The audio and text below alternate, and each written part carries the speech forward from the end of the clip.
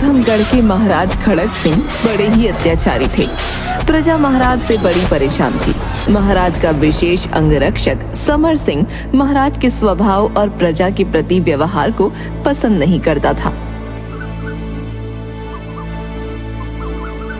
एक दिन, बहुत हो गया महाराज का अत्याचार। लगता है महाराज को सबक सिखाने का वक्त आ गया है। मैं कुछ दिनों तक दरबार में नहीं जाऊंगा। मंत्री, समर सिंह कहाँ है? महाराज, अपने घर में पैर फैलाए सो रहा है। वो कई दिनों से दरबार में भी नहीं आया महाराज। वो हमारा फायदा उठा रहा है। उसे तुरंत दरबार में पेश होने की खबर भिजवाइए। जो आ गया महाराज। कुछ समय बाद समर सिंह राजमहल में पहुंच जाता है। हुक्म कीजिए महाराज, आपने मुझे याद किया। तुम अपने काम में ध्यान नहीं दे रहे हो। महाराज, मैं आपका विशेष अंगरक्षक हूं। मेरा कर्तव्य है हर समय आपके साथ रहना, परंतु आपको यह पसंद नहीं, इसलिए मैं दरबार में नहीं आता। दरबार में आना तुम्हारा काम है। जो हुक्म महाराज। कई दिनों से हमारा दिल नहीं लग रहा। आप कहें तो गाना सुनाओ या फिर मजेदार कहानियां सुनाओ। नहीं, हमें ये सब चीजें भी पसंद नहीं आ रही। तो महाराज, फिर आप बताइए कि मैं क्या करूं। मेरा हृदय एक नया खेल खेलने को कर रहा है। कौन सा खेल महाराज? आदेश कीजिए।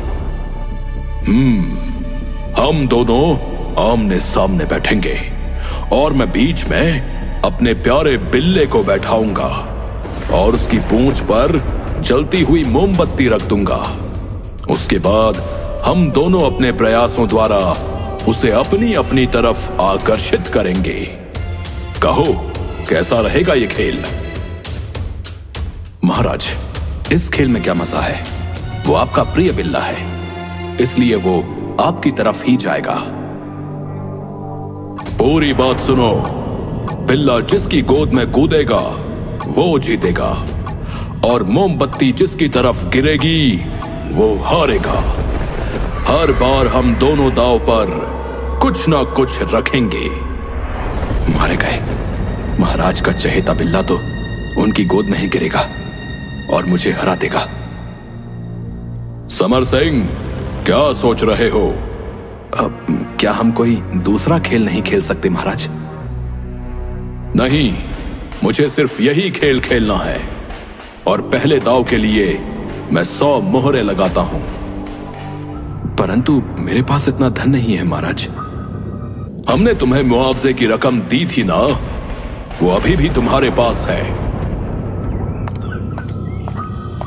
समर सिंह मोहरे ले आता है और खेल शुरू होता है। एक तरफ महाराज और दूसरी तरफ समर सिंह और बीच में महाराज का बिल्ला। उसकी पूंछ पर जलती हुई मोमबत्ती रख दी जाती है। आजा, आजा मेरे प्यारे बिल्ले, आजा। आजा बिल्ले, आजा।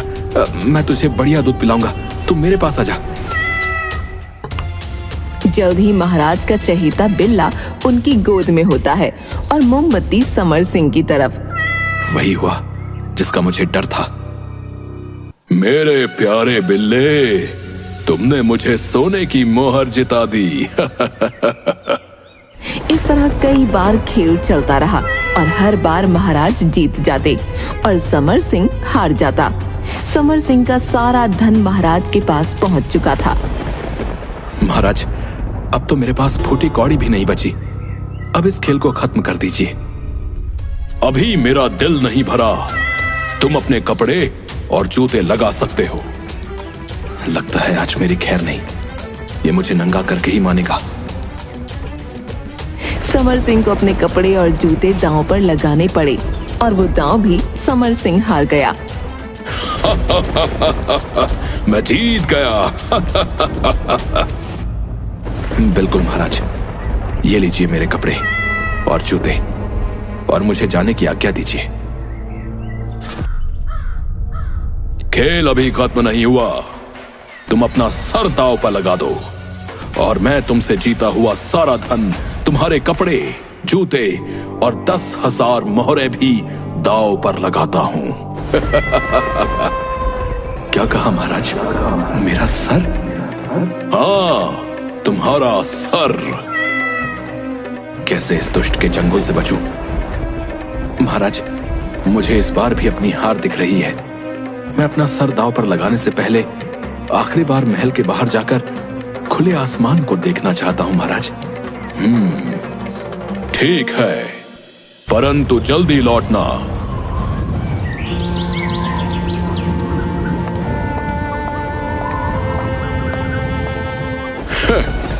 कर लिए दर्शन? हाँ महाराज, अब समय नष्ट नहीं करके खेल को आरंभ करना चाहिए। दोबारा खेल आरंभ होता है। राजा ने बिल्ले की पूंछ पर मोमबत्ती जला दी और बिल्ले को बुलाना शुरू किया। आजा मेरे प्यारे बिल्ले, मेरे पास आजा। ले आजा, मेरे पास तेरे लिए उपहार है, आजा। पलक झपकते ही बिल्ली ने खेल की सारी बाजी पलट दी और वो उछलकर समर सिंह की गोद में जा बैठा। इस बार मेरी जीत हुई। महाराज, दांव पर लगा सब कुछ मेरा हुआ। ठीक है, ले लो ये सब। इस बार इस पूरे धन और तुम्हारे सर के बदले 40,000 मोहरें दांव पर लगाता हूं। जैसी आपकी इच्छा महाराज। महाराज फिर से हार जाते हैं और समर सिंह खुश होता है। समझ में नहीं आ रहा कि मेरा चहेता बिल्ला अब बार बार तुम्हारी गोद में क्यों कूद रहा है। लगता है तुमने बिल्ले पर कोई जादू कर दिया है। महाराज कई और दांव हार जाते हैं। मैं आगे इस खेल को नहीं खेलूंगा। महाराज, मैंने कोई जादू नहीं किया, बल्कि अपनी सूझबूझ से आपको हराया है। तुम सच बताते हो या मैं तुम्हें जेल में डलवा दूं? समर सिंह खुद को बचाने के लिए। महाराज, जब मैं महल से बाहर गया तब मैंने एक ऐसा जीव पकड़ा जो बिल्ली को सबसे प्रिय है। क्या? समर सिंह अपनी मुट्ठी खोलता है। चूहा, तुम बेईमान हो। तुमने हमें मूर्ख बनाकर खेल जीता है। सैनिकों, इस धोखेबाज को जेल में डाल दो। कल जनता के सामने इसे फांसी दी जाएगी। कुछ ही क्षणों में समर सिंह जेल में था। सच्चाई बताकर मैं बेवकूफ बना। मुझे राजा पर विश्वास नहीं करना चाहिए था। अब मुझे यहाँ से निकलने का रास्ता ढूंढना होगा। वो विचार करने लगा और कुछ देर बाद तरकीब मिल गई। कुछ देर बाद जब पहरेदार दिखे तो वो उनकी तरफ पीठ करके बैठ गया और जोर जोर से खुद से बातें करने लगा। हे प्रभु, मैं मौत से नहीं डरता, परंतु मुझे इस बात का दुख है कि मेरी मौत के साथ इस अंगूठी का रहस्य भी खत्म हो जाएगा। प्रभु, इस अंगूठी को हासिल करने में आपने मेरी मदद की थी। मैंने इसे लोगों की नजरों से बचाकर रखा, परंतु अब सब कुछ नष्ट हो जाएगा। समर सिंह की बात सुनकर पहरेदार एक दूसरे को रहस्यमयी निगाहों से देखने लगे। लगता है इसके पास कोई जादुई अंगूठी है। जल्दी से इस जादुई अंगूठी का रहस्य बता दे। इस अंगूठी के बारे में कोई नहीं जानता। यह अंगूठी रायगढ़ के बादशाह चंद्रभान को जो कोई भी सौंपेगा वो उसे अपना आधा राज्य दे देंगे और साथ ही अपनी खूबसूरत बेटी का विवाह भी कर देंगे। लेकिन अफसोस, मेरी मौत के साथ ये राज ही रह जाएगा और इसका फायदा किसी को भी नहीं मिलेगा। चारा तो मैंने फेंक दिया, अब देखता हूं शिकार उसे चुकता है या नहीं। तरकीब काम कर गई। राजा चंद्रभान का आधा राज्य और उनकी खूबसूरत बेटी से विवाह। वो अंगूठी इतनी कीमती है, परंतु वो बेकार चली जाएगी। समर सिंह सोने का बहाना करके लेट जाता है। क्यों ना हम ये अंगूठी ले लें? सही कहा, जल्दी से दरवाजा खोलो। दोनों पहरेदार कैद खाने का दरवाजा खोलते हैं और अंदर जाते हैं, पर लालचवश अंदर जाते ही दोनों अपनी अपनी तलवारों से एक दूसरे पर वार कर देते हैं और वहीं पर मृत्यु को प्राप्त हो जाते हैं। हो गया काम। पहले यहाँ से अपनी जान बचाकर भागता हूँ, बाद में राजा को सबक जरूर सिखाऊंगा। समर सिंह अपनी जान बचाकर वहाँ से भाग जाता है। अगले दिन मंत्री, उस धोखेबाज को हमारे सामने प्रस्तुत किया जाए। आज उसे सजा दी जाएगी। जी जी महाराज। मंत्री का आदेश पाकर सैनिक समर सिंह को लाने कैद खाने पहुँचते हैं। ये क्या, कैद खाने का द्वार तो खुला है, जरूर कुछ गड़बड़ है।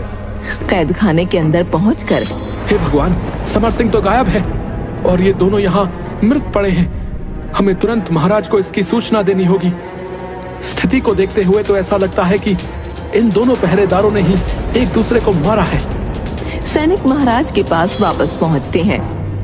महाराज, गजब हो गया महाराज, कैदी कैद खाने से फरार है और दोनों पहरेदार वहां मृत पड़े हैं। क्या बकवास है ये? महाराज, हम सच कह रहे हैं। वहां का दृश्य देखकर ऐसा लगता है कि दोनों पहरेदारों ने खुद एक दूसरे को मार दिया हो। लगता है उस चालबाज की चाल में पहरेदार फंस गए और एक दूसरे को मार बैठे। मंत्री, सेना की कुशल टुकड़ी उस दुष्ट की तलाश में भेज दीजिए, और यदि वो खाली हाथ वापस आए तो हम उन्हें फांसी की सजा देंगे। जी जी महाराज। महामंत्री का आदेश पाकर सैनिकों की एक टुकड़ी खोज के लिए निकल पड़ी। दूसरी तरफ समर सिंह भागता हुआ एक पुरानी हवेली पहुंच जाता है। बस अब और नहीं चल सकता।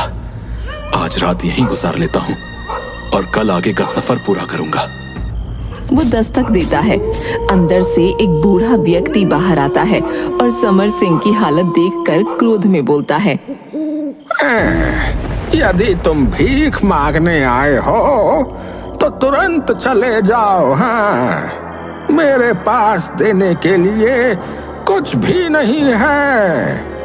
मैं तो खुद किसी तरह अपना जीवन व्यतीत कर रहा हूँ भाई। मैं आपसे कोई भीख मांगने नहीं आया हूँ, मैं तो आपकी मदद करने आया हूँ। मदद? कैसी मदद? महाराज के सैनिक तुम्हारी खाल उधेड़ने के लिए रवाना हो चुके हैं। मैं तो तुम्हारे प्राण बचाने के लिए यहाँ आया हूँ। महाराज के सैनिक? मैंने क्या बिगाड़ा है भाई किसी का? मैं गुप्तचर हूँ। किसी ने शिकायत की है कि तुम प्रजा को उनके खिलाफ भड़काते हो और महाराज को जानते हो कि वो कैसे हैं। परंतु मैंने तुम्हारे बारे में सुन रखा था, इसलिए मुझे विश्वास नहीं हुआ और मैं तुम्हारे प्राणों की रक्षा के लिए आ गया। तभी घोड़ों के पैरों की आवाज सुनाई देती है। अरे, लगता है महाराज के यमदूत यहाँ तक आ पहुंचे हैं। अब मुझे क्षमा कर दो युवक, मैं बिना वजह ही तुम पर चिल्लाया। भगवान के लिए मेरी मदद करो। सुना था कि ये राजा बड़ा ही दुष्ट है, परंतु आज देख भी लिया। वृद्ध व्यक्ति, फिक्र मत करो। अपने कपड़े उतार कर मुझे दे दो और तुम पास के जंगल में जाकर छुप जाओ। अब उससे क्या होगा? वो सब मुझ पर छोड़ दो। 2-3 दिनों तक उस जंगल में ही छुपे रहना, बाहर मत निकलना। ये लो कपड़े। तुम्हारा बहुत बहुत धन्यवाद युवक। अब देर ना करो और जल्दी ही यहाँ से रवाना हो जाओ। बुजुर्ग ने अपने कपड़े उतार कर समर सिंह को दे दिए और वहाँ से जंगल की ओर भाग गया। समर सिंह ने उस बुजुर्ग के कपड़े पहन लिए और अपना भेष बदल लिया। तभी राजा के सैनिक आ पहुंचे। क्या तुमने इस भगौड़े को देखा है? बिल्कुल देखा है हुजूर। कुछ दिन पहले ये व्यक्ति यहाँ आकर ठहरा तो था, लेकिन लेकिन क्या? हुजूर, आपने आने में जरा देर कर दी। उसकी लाश को शमशान में फूके पूरे 24 घंटे हो चुके हैं। वो कैसे मरा? हुजूर, न जाने कितने दिनों का भूखा था। उसने इतना खाया कि उसे पेचिश हो गए और वो महाराज को गालियां देता देता मर गया। चलो, अब उस दुष्ट की खोज करना बेकार है। हमें महाराज को यह खबर दे देनी चाहिए। हुजूर, आप लोग इतनी रात में कहाँ जा रहे हैं? पास का जंगल भयानक है, जंगली जानवरों से भरा हुआ है। आज रात आप यहीं पर आराम कीजिए और सुबह चले जाइएगा। मैं आप सबके खाने का भी इंतजाम कर दूंगा। लेकिन हुजूर, आप चिंता ना करें, मैं आपसे अधिक पैसे नहीं लूंगा। प्रति सिपाही 1 चांदी का सिक्का लूंगा, बस। ठीक है, आज रात हम यहीं विश्राम करते हैं। ये लो, 50 सिपाहियों के 50 चांदी के सिक्के। और हाँ, हम सबके खाने पीने और सोने की व्यवस्था कर दो। समर सिंह ने थैली ले जल्दी ही सबके खान पान की व्यवस्था और सोने की व्यवस्था कर दी। खाना खाकर वो सब सो गए। मेरी नशीली दवा ने अच्छा असर दिखाया है। अब जल्द ही मुझे इन सब की खातिरदारी करनी होगी। उसने सारे सिपाहियों के बाल और मूंछें काट दी। ये ले, तू भी ले। बड़े आए थे मुझे गिरफ्तार करने। जब सुबह अपनी शक्ल देखेंगे तो इन्हें समझ में आ जाएगा कि मुझसे उलझने का नतीजा क्या होता है। फिर उसने सारे सिपाहियों के वस्त्र उतार लिए और एक सैनिक का वस्त्र खुद पहनकर बाकी के वस्त्र जला दिए। एक घोड़े पर खुद सवार हो गया और बाकी के घोड़ों को जंगल की तरफ रवाना कर दिया और खुद राजा को सबक सिखाने निकल पड़ा। अगले दिन जब सेनापति सोकर उठा,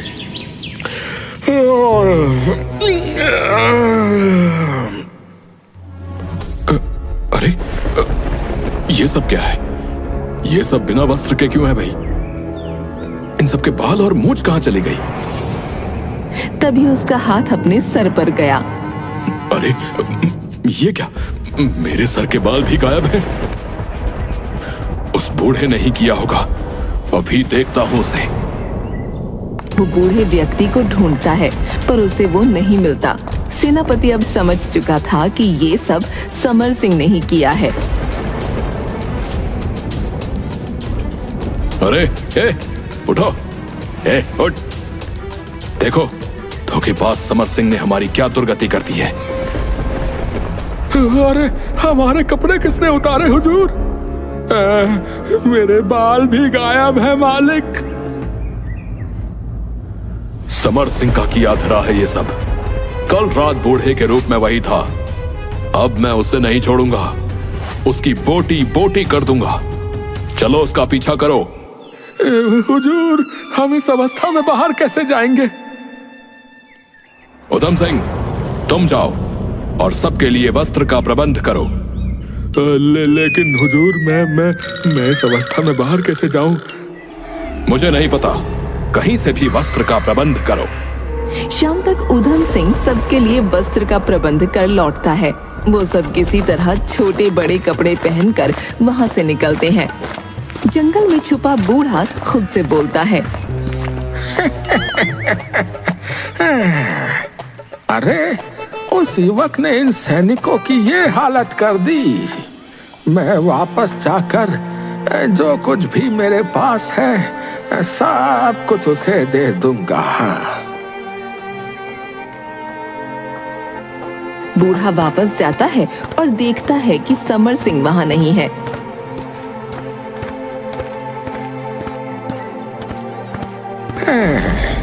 लगता है वो दूसरों की मदद करने के बदले कोई कीमत नहीं लेता है।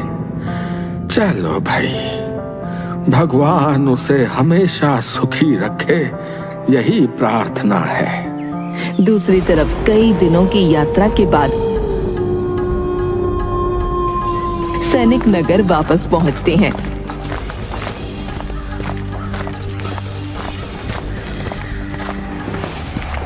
देखते हैं कि नगर में खुशियां मनाई जा रही हैं। अरे, नगर में इतनी खुशियां मनाई जा रही हैं, क्या खास बात हो सकती है? तभी एक व्यक्ति को रोकता है। क्यों भाई, ये खुशियां क्यों मनाई जा रही हैं? क्या कोई खास अवसर है?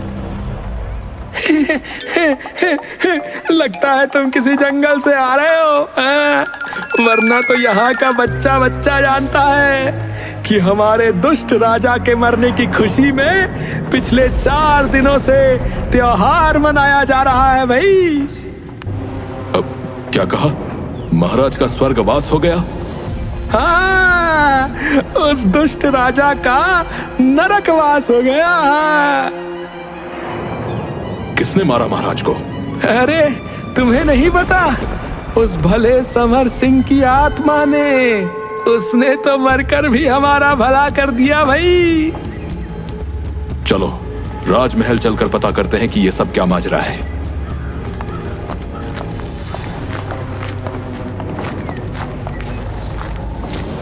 खड़क सिंह, तुम जिंदा हो?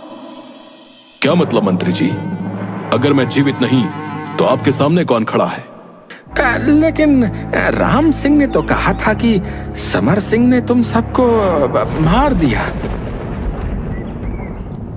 उस दुष्ट समर सिंह ने ही तो हमारी ये दुर्गति की है, और वो हमारे पंजे से भाग गया। आप जिस राम सिंह की बात कर रहे हैं वो तो हमारे ही साथ है।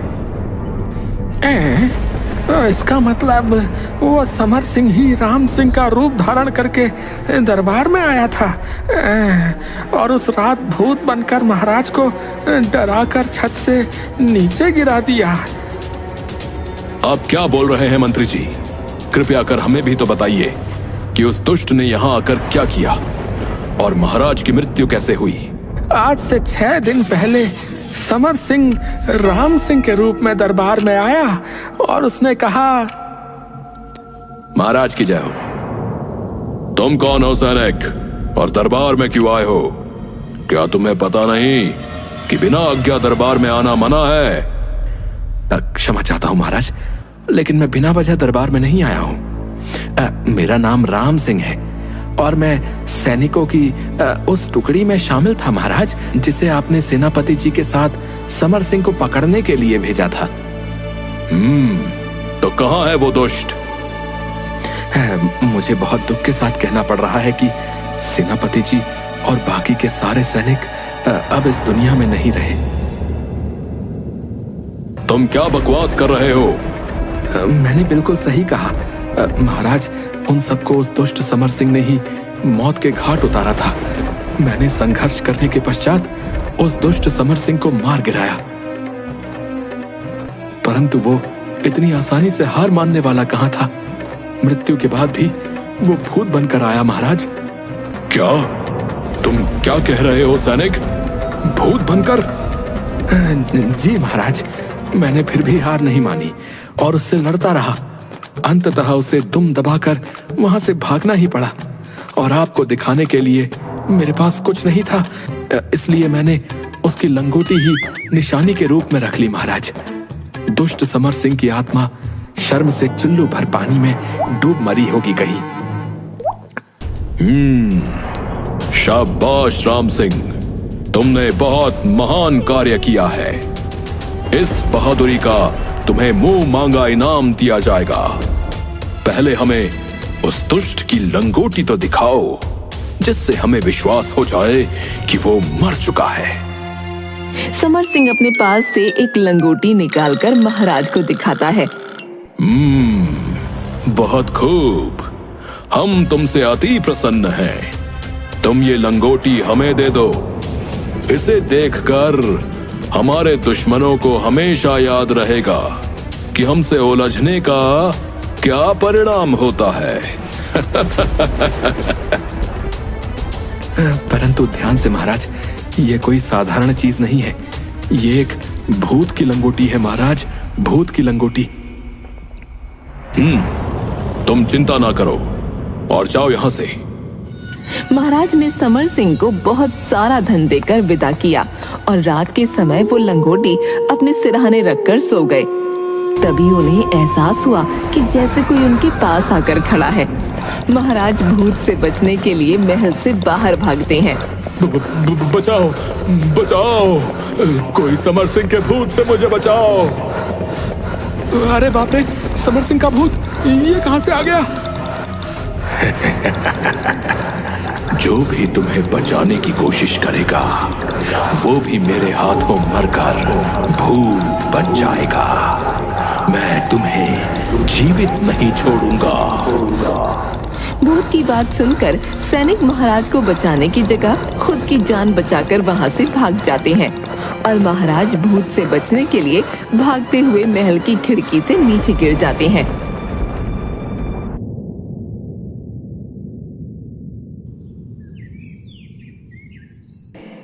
इस तरह समर सिंह ने महाराज से अपना बदला ले लिया और न जाने कब महल से फरार हो गया। जो हुआ वो बहुत बुरा हुआ महामंत्री जी।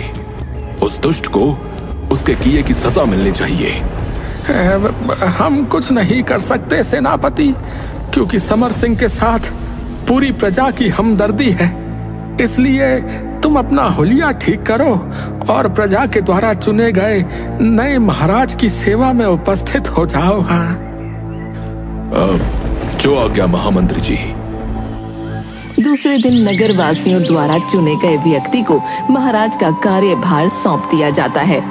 ये सब देखकर भीड़ में खड़ा समर सिंह खुद से कहता है, यहाँ की प्रजा तो राजा के रूप में देवता को पाकर धन्य हो जाएगी। अब मुझे आगे के सफर पर निकलना होगा। मक्कार और शैतान अधर्मियों को सबक सिखाना होगा।